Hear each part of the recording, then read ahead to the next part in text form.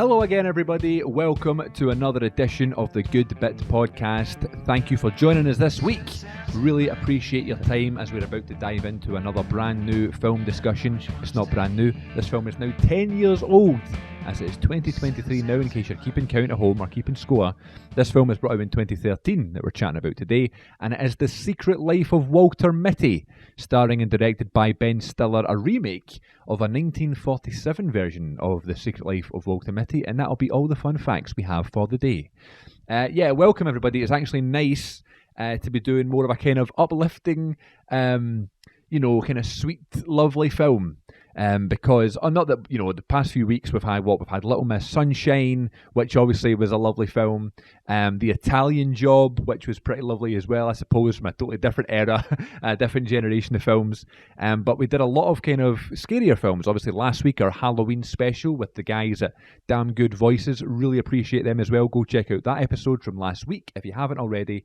We also recently have chatted about some scary films such as The Evil Dead with Kelly Davey, which if you're a movie or a horror scary movie fan, these are ones you can go and check out as well. What was the other one? Oh, of course, John Carpenter's The Thing, classic John Carpenter film with Michael Geary from a number of weeks ago as well. So if you're just tuning into the podcast and you have to go and find all the episodes in the backlogs on Apple Podcasts, Spotify, and of course all episodes in video form on YouTube, if you want to search the Good Bit Podcast on there, or find it at our YouTube channel, my previous YouTube channel, CM42 TV. So definitely go check that out as well. Links will be in the episode descriptions and all that good stuff. But as I was saying, but now we're past Halloween, we're past the kind of scary movie season. We're into something a little bit more kind of gentle viewing for this week's episode, as I'm about to go on holiday. So there may not be an episode next week, by the way. I'm going to Lanzarote for about 10 days, so there might be a little lull in episode, so apologies for that, but we definitely don't have a lull in episode this week. We're chatting about a great film and I have a great guest, meeting Oat Jenner for the first time. Oat, it's lovely to meet you. This is always funny when this happens. We definitely have lots of mutuals, one in particular, your partner Becca Robin Dunn, who was on the podcast for Little Miss Sunshine a number of weeks ago. Great episode, and again, Becca's one of my favourite people. So that's how we know each other, but we've never actually met, although we're virtual. It's lovely to meet you. How have you been? What's been going on? I'm good, thank you. Everyone's going to miss the whole pandemonium of what's just happened. We were, for some reason, I always think Zoom is going to be the easiest option, you know what I mean? But it's just, I don't know what it is, something about Zoom, there's always a tech issue. Oh, hold on, you cut out a little bit for me, but it's fine. I think my internet's a bit dodgy, yeah, but it's okay. Okay, cool, I think we're caught It says your internet connection is unstable, so that's always a good sign. It's a good sign going forward, that's good. So you were just about to tell me, before we started recording and probably had all these tech issues, you were about to tell me how you got the name Oat. Tell me the story. Sounds good. Yes. So, I was originally born in Thailand. Came over when I was 4. Okay. And when my mum first came to this country, she was walking down the cereal aisle in Tesco's, and she saw the Scott's porridge oat box, the guy with the shot put and Really? the kilt, and because the guy is like strong and muscular and he looked really healthy, my mum was like, "Oh, I'm gonna name my son Oat, because I want my son to grow up big, strong, like I is on the cereal box." So that's why she named me Oat. It is my birth name. My name is not that, but she had to give me like a British name, right. So because the Thai name is quite hard to pronounce. So cool. That is such a cool story. And I don't know what you're drinking right now. It could be a protein shake. Listen, if you keep drinking that and with your name, you could be as strong as that guy on the porridge box. I'm telling you, he looks amazing. I made it to me. That's the goal. This is a protein shake. Right? But yeah, it was quite funny when I first, when my mum told me that. I was like, "Mum, you do know like the biggest name on that box is Scott." Right. This is Scott porridge, but she decided to go with Oat. So, but yeah, as far as I know, I'm the only Oat in Glasgow.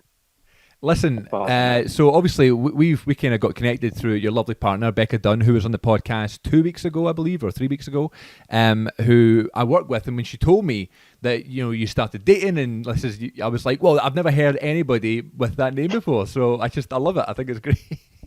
Yeah. And so I was telling Becca, I was just saying to her, like that like I'm famous because of her. I'm glad that I'm like I get to know all these great people because of her. I'm like association of Becca. As soon as I met Becca, like uh because she knows so many great people, like Yeah. Imogen and Claire and uh kind of all these people that she's connected with. So it's yeah, it's really nice You start making all these connections and stuff, to yeah. have such a lovely partner like you. Absolutely. I have to ask you as well, because she mentioned when she was on the podcast a couple of weeks ago, she mentioned that you had a part in Expendables 4. Oh my God. I don't know how much you can talk about or how much you want to talk about. I've not seen the film, but how was that process? Because that sounds absolutely incredible.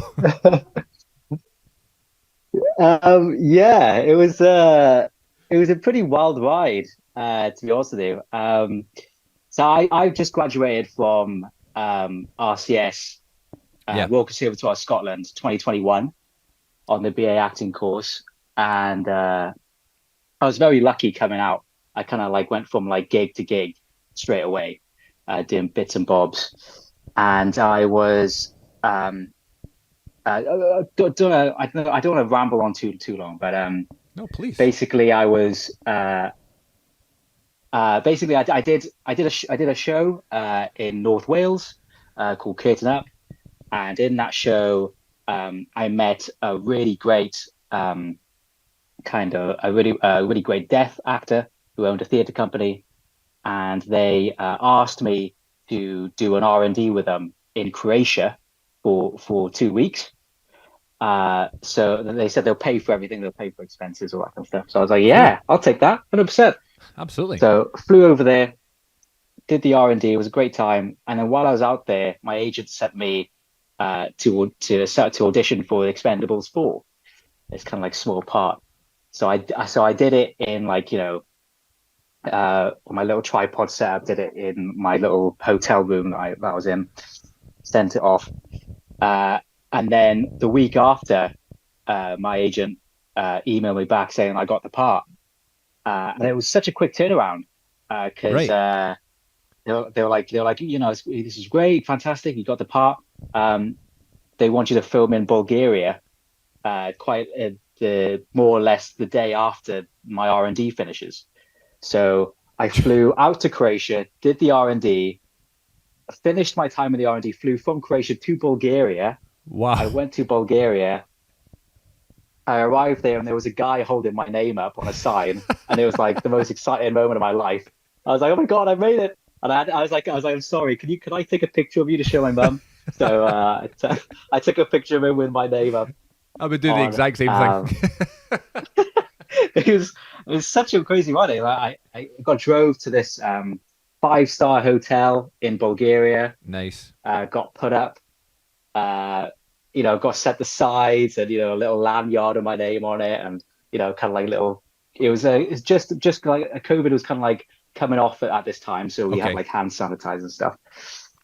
And then next day went on to set, got fitted with costume, uh, and then the day after, then I started shooting, and it was so weird. I got given the sides for the day, and it was Jason Statham, Tony Jaa, Oat Jenner on Yes. the.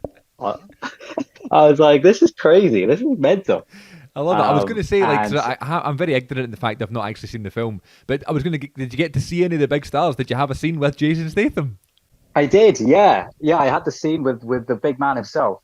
Nice. So it was went on to the day of the set, and we arrived early, and then we are kind of like, oh, everyone on cast like, okay, waiting for Jason Statham, waiting, everyone's waiting, and then he arrives in a car later on, and he comes out. And it was kind of like I was a bit starstruck. It was the first time I was like kind of properly starstruck Absolutely. because I've seen him in movies, interviews, and whatever, and then actually seeing him in real life, I was like, holy crap, you're that guy. And then uh I was in a tent, and they put me in a tent with Tony Jaa, which is like one of the biggest Thai actors Wow. in the world.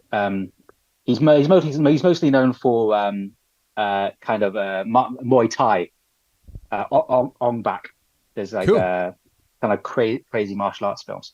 Um, and yeah, just really great to meet him and his stunt double. And then did my short scene with Jason Statham, which if you watch the film, you'll see. Um, I had lines that I was meant to learn of the day, and then the director came up to me and said, "Actually, could you just like change your lines completely and just say this instead?" So that's just the part of filmmaking. You got to be on your toes. Uh, did the new lines, and then that was a wrap. That was me for the day. Really short, a couple of hours on set, but a really great experience. And Fantastic I'm experience. assuming it was really fun going to the premiere and knowing, like, I don't know if you knew the scene was going to be definitely in it, but I know you and Becca went recently and it was like, oh, yes, I have made this as my scene. I have made the film. Yeah, I mean, I don't know if there was an actual premiere. I didn't actually get Oh, invited I to the see. premiere. My part was so small. Me and Becca did our own little mini premiere. Went to City World, the big one in Glasgow. The Yeah, one you talked about it in your last week's podcast. Actually, you were saying that it feels like such an event going there because of all the stairs and the it escalators. does. Yeah, it does. So me and Becca went there and watched it there, and then I was really nervous because I didn't know if I was going to get cut or not. Right. Um, and then when it came to my scene, and then I saw my face on the big screen, I was like, "That's me, that's me." Very, very proud. My mum was very proud. I can imagine as a big kind of film fan myself, I've never had that luxury of like being in a film and like it's a cinema release and I can take everybody I know and we can have our own wee premiere and stuff and be like, look, there's me on the screen. So that must have been a really kind of gratifying experience and stuff. Do you know what I mean? So yeah, congratulations. I'll definitely check out the film. I've only seen the first two Expendable films. So as you know, I'm sure because story wise, I'm going to have to watch the third one because it's really going to matter for the Expendables. But I'll definitely check out the fourth one just because you're I, in it. I'm not sure. I mean, I haven't watched the other I've been told that Expendables 1 and 2 is pretty good. Um, I don't know whether I should give my own opinions on what Expendables 4 was for me, but I'll let you be the judge of it when you watch it. I Okay, we'll don't. do a big review I, episode. I don't want to say anything because otherwise I feel like a red light's going to shine on me. The Jason, I'm sorry. Literally in the Expendables right now. All right, that's Yeah. great. So just in terms of you being, as an actor, and I don't know if you're a big film fan, what are some? Obviously, we're chatting about The Secret Life of Walter Mitty today. What are some of your other kind of favorite movies? Is that an easy question for you to kind of think about? Do you have a list of like favorite movies that you watch or you've seen in your life?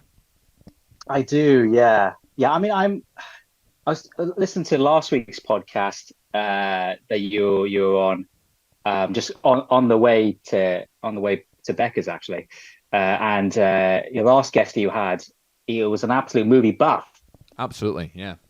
very impressive. I'm nothing like that. Like, I know a lot of friends in my life that I work with. They've seen like hundreds and hundreds of movies. Yeah. They're like movie connoisseurs. I don't hold a candle next to them, but I do need to catch up, and I do love movies.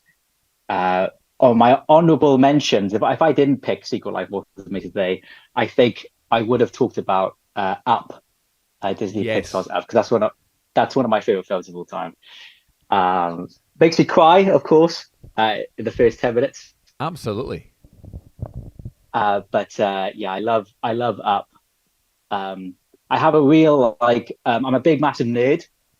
Um, so when I was a kid, I watched Star Wars Episode 3 on repeat on like a DVD player over and over again. Big massive fan. Lord of the Rings, I'm a big fan of as well. Back to the Future, my favorite trilogy. Yeah, just a lot of nerdy sci-fi films, really, would be kind of me. Kind of happy films. Right. Uh, yeah, yeah. I don't Uh, I don't like things too depressing. Yeah, I'm not a big fan of the slow, sad movies that are like constantly about death and stuff like that. You know, I'll watch them and I can appreciate them, you know, and I can appreciate the acting and the great storytelling and stuff. But sometimes I'm like, I'm watching a film for that kind of enjoyment aspect of it. You know what I mean? I want to get lost in a lovely story and have a great time, not necessarily watch about like. I mean, to be fair, I mean, Up's a great film, right? But I don't think it gets as good as it does in the first 10 minutes because you're so emotionally invested. You know what I mean? And the rest of the film is a lovely film. I totally love Up, but the first 10 minutes is really sad. You know what I mean? And it is really kind Yeah, of emotional. But it's such an impactful, sad moment. I guess would be a good way to describe it. But yeah, such a good one. yeah, And of course, Revenge of the Sith. I'm a massive Star Wars fan as well. I know the prequels. People have kind of beef with the prequels. I don't because I totally grew up when they were on. uh-huh. So Revenge of the Sith is one of my favorite films of all time. Absolutely. Yeah, yeah. I mean, yeah. It's just the people like give crap for for the prequels, but I mean, Duel of Fates. You know, when you look at the fight scenes, oh, it's just epic. It's just so good. That and the music as well for Duel of the Fates. You know what I mean? It's so epic. You know, it's Yeah. so good. Um, so I would be remiss in asking you, I ask all my guests this about their first time at the cinema. I don't know if you can remember. Do you have a first cinema experience that you can tell us about, or any early film memories? The earliest film memory, which I don't really, it's kind of a bit of a blur, really, was the Time Machine. Oh, Um, who stars in it? It's back in like the early 2000s, I believe. Time Machine. Time Machine? 2002. That's it. Yeah. 2002, The Time Machine, Cool. Yeah, I see now. Yeah. starring Guy Pearce. I don't remember watching it because I was like super young at the time. My father took me to watch this film, and all I remember was the scene where like he's getting chased by these people with spears, and I was crying so loudly. I was screaming in the cinema so loudly because I was so scared that my father had to carry me, like, run out the cinema Oh, to save all the people's ears.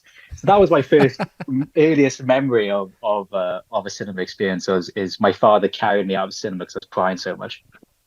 I love that. You know, I always ask people that question, and sometimes you get like, "Oh, it was Star Wars" or something. It was like a massive one. I've never actually heard of the Time Machine. That's one to check out.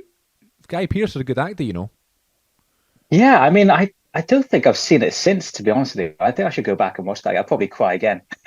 But Yeah. uh but yeah, yeah, that's the earliest movie memory that I have. I guess as we're saying, we kind of want happy memories. If that's the memory, you're just absolutely screaming and you had to be carried out the cinema. Maybe we should go back and watch it. You know, Yeah, yeah, cry again. such a Drag beautiful myself moment, under just the. tears everywhere. All right, okay. So when I sent you a message and asked if you wanted to come on the podcast, I was like, pick a favorite film. We'll chat about it. It doesn't need to be a very formal review, just one you love. And almost immediately, you had The Secret Life of Walter Mitty, 2013 film from. Oh, it's on Disney Plus right now. If anybody wants to go and watch it, directed by and stars the one and only Ben Stiller. This was an interesting pick as well because I hadn't seen it before, and that's the absolute kind of like goal of mine for the podcast. Pick a film that or try and get people to pick films that I've not seen so I can go and develop my kind of tastes and my knowledge of films and stuff. Why The Secret Life of Walter Mitty? Why was that the first one that came to your mind when I said favourite films? Yeah, I mean, I'm the type of person that has a lot of favorite films. Yeah, me too. It's hard to like, I wouldn't like it wouldn't kind of narrow it to the one, but the reason why I picked this film to talk about in this podcast is just it kind of this film personifies who I am as a person. I think it's just um, it's the film is starring Ben Stiller, and it's about this guy, ordinary guy, works for Time magazine, for negatives. Sean Penn is like this photographer, and basically, one of the negatives is missing. So he goes on an adventure to find Sean Penn, to get the negative. Yeah. And I have such a ever since I was young, I've had such a yearning to travel and to see the world and to have experiences. And this life really captures that, along with its amazing soundtrack as well. So Yeah, good that's call the reason actually. Yeah. why I think I really like this movie. It just really brings out the wanderlust in me. And every time I watch the film, like I wanna I wanna go and see the world. I wanna like do stuff. So Yeah, he's yeah. just like this everyday guy that is like he's got a. I think it's a pretty cool job working with like photos and a magazine and not and like all this sort of stuff. But it could be looked at as a mundane job that he doesn't like necessarily. But he really likes this girl who works there, and he just wants to impress her. He wants to do something that's outside the box. It's not like him, and he does a lot of this like daydreaming, right? He just kind of has those moments where he imagines what he would do or wished he could do, I suppose, but never actually does it. But I love as the film goes on, he does start to do these things. Like he does start getting into that fight in the bar with the guy in Iceland, or is it Greenland he's in at the time? They're having a fight in there, and then the fact he jumps on that helicopter and stuff like that, you know, like it's such a big moment. And I think Ben Stiller does a really good job. Apparently, I did a bit of research. Apparently, Jim Carrey was originally up for the film. He was going to do it in the 90s, apparently. And also Owen Wilson, Mike Myers, Will Ferrell, and Sacha Baron Cohen were all up for this film, and it went to Ben Stiller. Wow. I can actually imagine all of those actors playing this character because it's like the type of film they would be in. But I think Ben Stiller does. He's got a really good kind of like resting face. I think Ben Stiller. You know what I mean? And he's getting on a bit now. He's been in films for decades now, but I think he still does a pretty good job. What did you make of Ben Stiller? Ben Stiller's one of the most handsome men on earth, I think. He's just got such a nice face. I just like in the movie, he's got this face. He's got like obviously really beautiful eyes. But he's just got a face that's really relatable for me. And a thing, like with Ben Stiller as an actor, I just love. He's got, yeah, I think the relatability, yeah, he had that Yaz in him, like like Yeah, in the night in the night museum, as Zoolander, I guess in some Zoolander. ways. But Yeah, he's just, yeah, he's just really kind of like easy to look at, and yeah, I love Ben Stiller. I think he's a genius. yeah. And I didn't actually know he directed the film as well. That must be pretty weird, you know, when you're like the star of the film and also directing the film. I don't know if it'd be easier or harder. Yeah, I don't know how that would work. I suppose you'd have to kind of like shoot the scene, then look back at the camera and see what he's done and all that kind of stuff. But he's such a like a visual director, and it very clearly shows that in the film. There's certain scenes and the transitions are absolutely gorgeous in the Yeah. film. A very very visual director.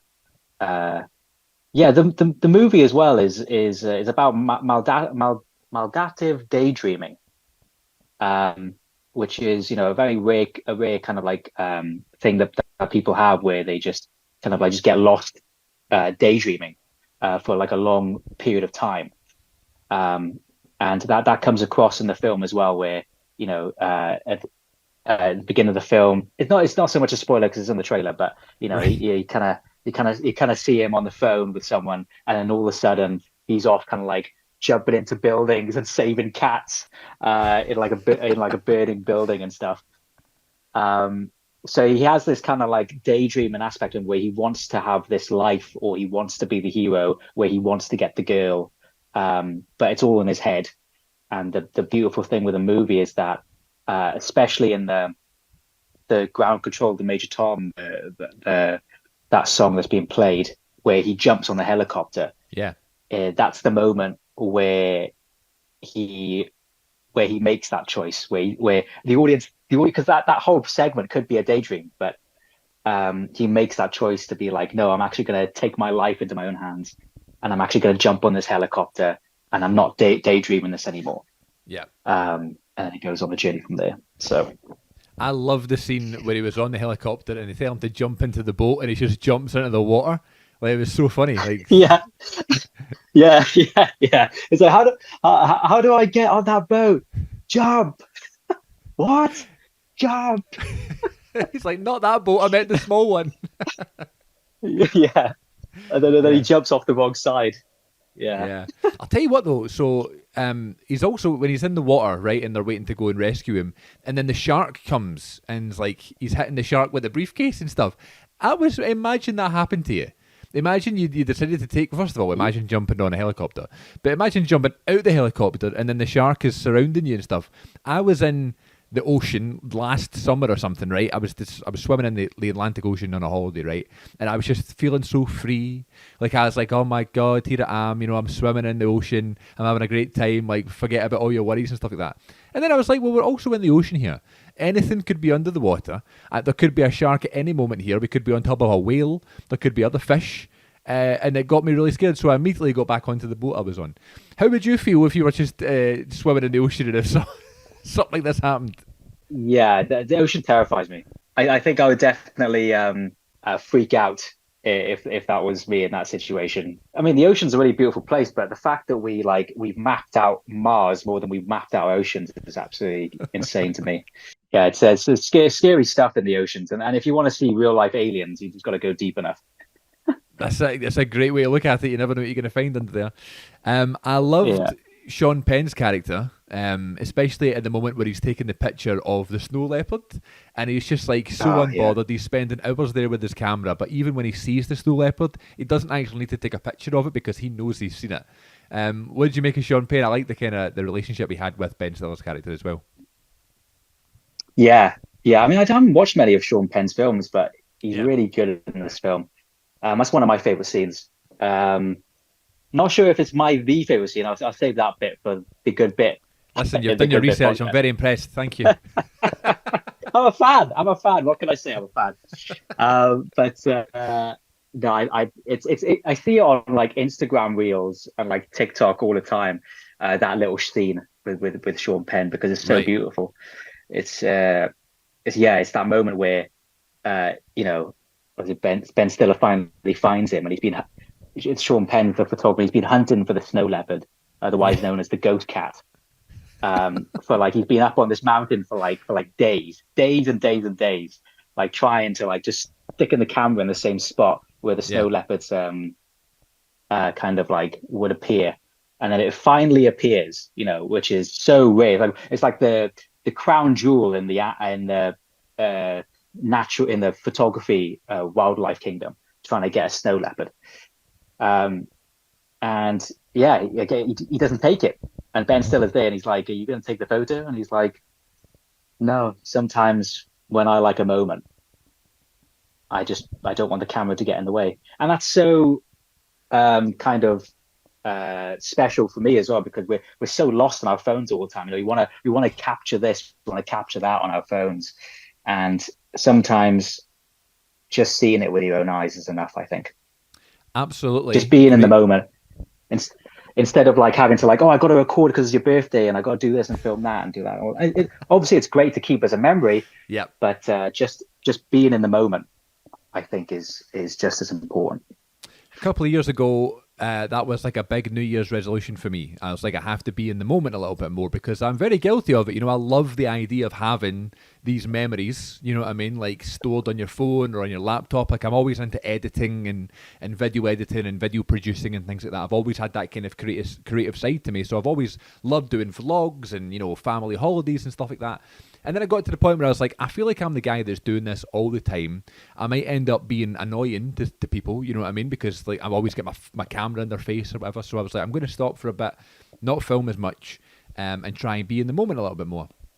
I think it's really important. But at the same time, like, you want the video, you want the memory, but at the same time, you should be, in the moment. Perfect example was earlier this summer, actually. I was in Disneyland Paris. And they had like this, they do like the firework display at the Disney castle. And I'd been waiting to see it for years because I hadn't been back since I was a wee boy. And I was like, yeah, we're going to get to see this firework display. So we arrived like half an hour early, but it was still mobbed, like so many people there. But it's fine. We got a good spot right in the middle. We were so lucky. And as soon as the display started, everybody's phone, so many screens, like just go up in the air, and it blocks your vision. Now, I get it. I want to take some pictures too. You know what I mean? I'm only going to be here once I'm not going to be back for, 20 years or something like that. Like, I want to take a picture. Like, of course I do. But, oh my God, I could see more screens, more iPhones than I could The Castle. And I don't know if it just took away from my moment, but like I do want the video, I do want the picture, but if it's going to totally ruin my experience, then that's something you need to kind of judge, you know? Yeah, yeah. I don't know. It's a weird one because, and not to get kind of you know philosophical or preachy here, but I kind of feel like I think it depends on the context, really. I mean, like I think it's really important, like I said, to that's just the magical things with phones. We've Right, got this supercomputer in our pocket that we can record things in our daily lives, and as the evolution of AI is upon us, things will be more easy for us to do with technology now. But I think it all depends on what is it you're going to use it for, because what I find quite sad or kind of I think not helpful is when you're taking these videos or taking these photos for the agenda of posting it on social media. I've got right. to take this moment and I've got to share it on social media because otherwise people people need to kind of like see where I am at, or I want to kind of like get the likes or get the validation from everyone on social media to be like, oh my God, that's so gorgeous, or whatever it is, and all these likes and stuff like that on social media. Yeah. I think that's when it can get um quite damaging when you're doing it for that purpose. I'm in Glastonbury. I've got to show that I'm having such a great time, and I've got to film this for social media because I want people just to know that I'm this or I'm that. I'm here. Um, Yeah. yeah, right. I'm here. Yeah, yeah. Not to get too deep on the podcast, but I do think that's a big part of kind of what I see anyway in today's and we're all guilty of it. I mean, I'm guilty of it too, so it's Right. it's uh Yeah, I've said a bunch of times in terms of like Twitter and Instagram and things like that. Like, I don't think I definitely wouldn't be on it as much, especially not Twitter, because it's very negative of a place. But if I didn't have the podcast to tweet about and to promote and share, I wouldn't be on. You know what I mean? As much, because it's filled with negativity and stuff. So it's like I use it, to mhm. promote stuff and try and get people to download the podcast and stuff. And I'll definitely use it to share this episode. We're going to be totally hypocritical here, but at the same time, we need to use it for some good. And I totally get you though. I totally with you. I like being in the moment, and it's a good message that this film has. Like, first of all, it's like the daydreaming. Like, try and be in the moment. He's imagining what he wants to happen rather than going to do it. But then eventually he does make that leap, and no pun intended, and goes to do it. But like the moment where he's Sean Penn's talking about, I just like to sit here and I just like to experience it. That was a massive moment. There's also a bit later on in the film where his mum tells him that, oh yeah, I told you where Sean was. Not Sean. Sean's the character. What's his character? Sean Penn's character's name. Oh, Sean Penn character. Anyway, yeah. she tells him that. Oh wait a minute, it's Sean. I was right. It was Sean. Sean's Oh, his it's Sean. first name. Sean is Sean. Sean Plays is himself. Sean in the film. He plays himself. Played by Sean Penn, portraying Sean Penn. But yeah, she says, "Oh yeah, he was here, and I told you that he left this present for you." But he was doing, Ben Stiller's character Walter Mitty. He was doing one of his daydreams, and he misses what his mum said. So it's another thing, being in the moment with your loved ones and not listening. Always make sure you listen to your mum and all these things. It's got nice messages through the film. Just as we were talking about Sean Penn as well, I got his IMDb filmography up in terms of some of his other big films. Carlito's Way, I've not actually seen.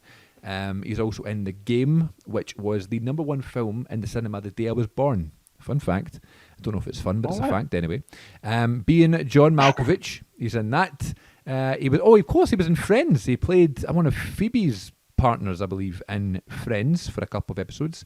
Mystic River is probably his biggest thing listed on IMDb. And I'm trying to think of some other things. Any recent films? Gangster Squad, he was in.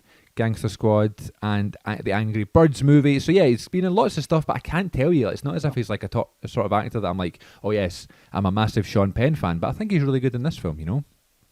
He was in apparently he's in the film Into the Wild, which There is you another go. one of the films that I it's incredibly sad, but I like that film as well. Yeah.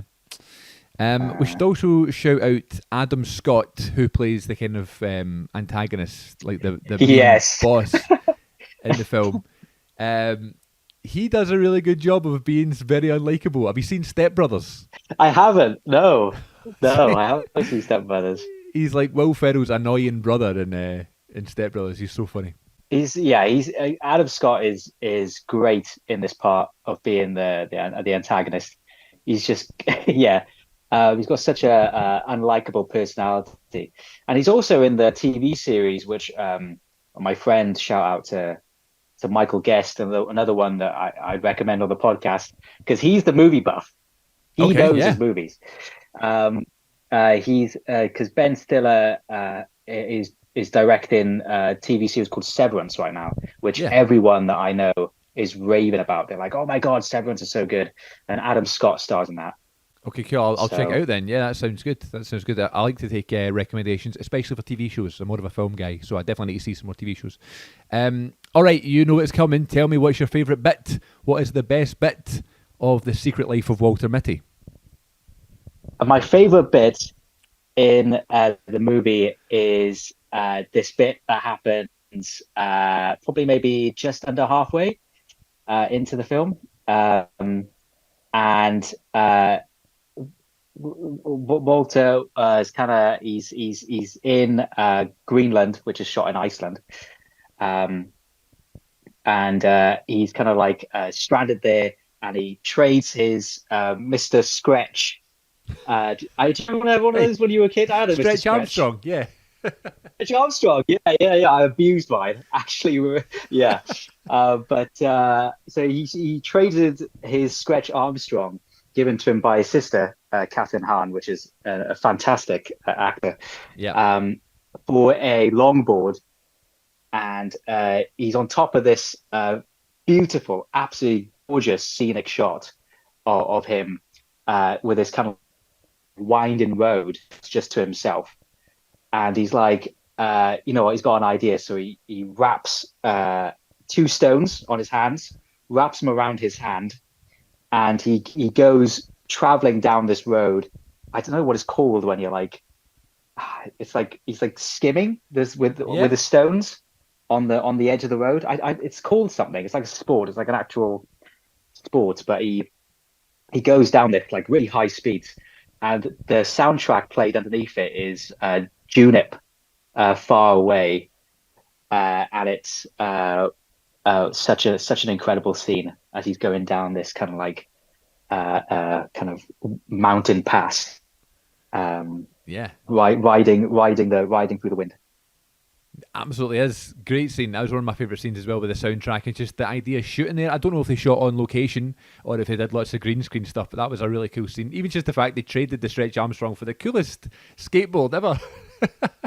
I don't know if I would do that trade. Yeah, it was such a bad trade. I saw that in the movie, and I was like, the kid just got ripped off. I was like, that's a terrible trade. I saw an interesting fact of that as well as of that.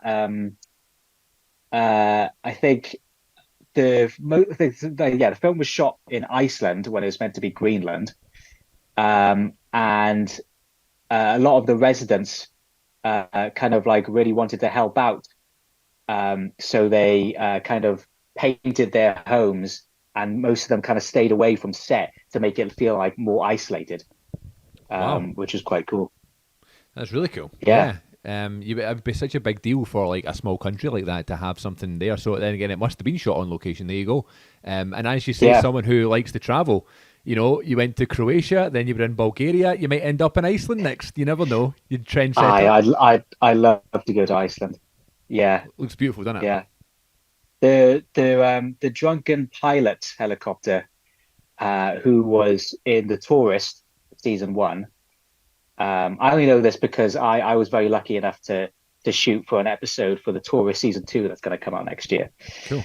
And the drunken helicopter says that there's 8 people in Greenland, and Walter only meets 8 people in the film in Greenland. It's pretty good. I love wee like details like that. You know, it's like they've really made an effort to try and make it feel more isolated. That's really cool. Yeah, yeah, that's it. Local Icelandic media reported on the willingness of residents to assist in the film's production. A townhouse in a name that I cannot pronounce. Um, I'm going to try. Why not? Stikiskomur. Great effort. Definitely that. on the Snæfellsnes Peninsula in the west was painted black.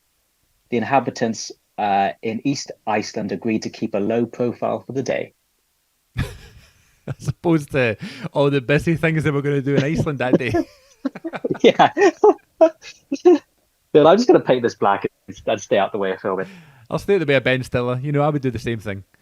But yeah, so great film, great choice. Something totally different for me because I've been watching lots of kind of scary films recently for this kind of Halloween season. I'm trying to get less of a scaredy cat when it comes to it. So yeah, no, good choice. Thank you very much for picking it and for your time this evening. Although I feel like we've only just scratched the surface. Maybe I'm hoping in the new year I'm going to start doing some more in-person kind of episodes like I did last week and do it with like multi-camera shoots and stuff like that. So hopefully we can maybe meet in person. We could do this again, hopefully in the new year, and we could do it in person. Yeah, that'd be really great instead of our terrible tech issues at the beginning of this episode that people missed out on. Yeah, I'm a massive I'm a massive scaredy cat as well when it comes to horror films. Yeah, I don't like horror films at all, but I am gonna watch Werewolf by Night. That's gonna come out in color. Oh, is it really? For Halloween? So yeah, so I'll give that a watch because I haven't seen the film. Yeah, me neither. So I'll watch that in color when it comes out. Apparently, it's quite good. So. Yeah, I've heard it's good too. Yeah, we can maybe chat about that then next time you come on. It's lovely to have you on, and we'll hopefully catch up at some point. We can chat some more films, and then I can ask you more about your incredible travels shooting in different countries, it seems like. Yeah, I hope more of it. I hope so. I mean, I'd love to go traveling more. Yeah, I just want to see everything. Massive wanderlust to me. So Beck is more of a home bird. So it's kind of I'm convinced of it. I'm convinced of it slowly to travel more. But of course, the biggest obstacle is the fact that I could barely afford to get a McDonald's each month. Right, exactly. Exactly. And I suppose if, as Becca was telling us when she talked about Little Miss Sunshine, if she decides to go to another country, she might find another job there and add to her list of jobs that she has because she's so busy all the time. So yeah, we'll try and get her on holiday and get her to relax a little bit if you go in. I wanted to mention that as well on your podcast as well. I kind of want to say I'm sorry because you said to Becca the last one that you haven't had a chance to talk with her because she's been so busy and you haven't kept in contact. I that's probably because of me, so I apologize for that. Being in a new relationship with Becca and kind of like sapping her time from you. So I apologize for that. It's not taking time away from me. I think you should be quite far up on our list in terms of priorities. So yeah, it's all good. Cool. But yeah, no, it's really, really nice chatting with you. And I hope we can do it again soon. Thank you for having me on. No, at all. Thank you for listening. Thank you for knowing that I was going to ask you that there's a good bit coming up. So that's always a nice to know you've done your research. That's great. Thank you for being such a fan. Wow, I'll sign an autograph for you next time. Please do. 100%. I'll take it. My friend back in Wales, Ben Matthews, he listens to your podcast as well. Me and him, because I when Becca was on, I told him about it, and he went back and listened to a few podcasts, and he really enjoyed it. And he's a big movie buff as well. So me and him talk about movies all the time. Great. Well, thank you. Listen, you're becoming my agent. That's useful. It's useful for the podcast. All right. Thank you so much, Oat. It's lovely to chat to you. And also thank you to everybody who watched and listened to this episode of the Good Bit Podcast. Take care of yourselves, and we'll catch you all down the road.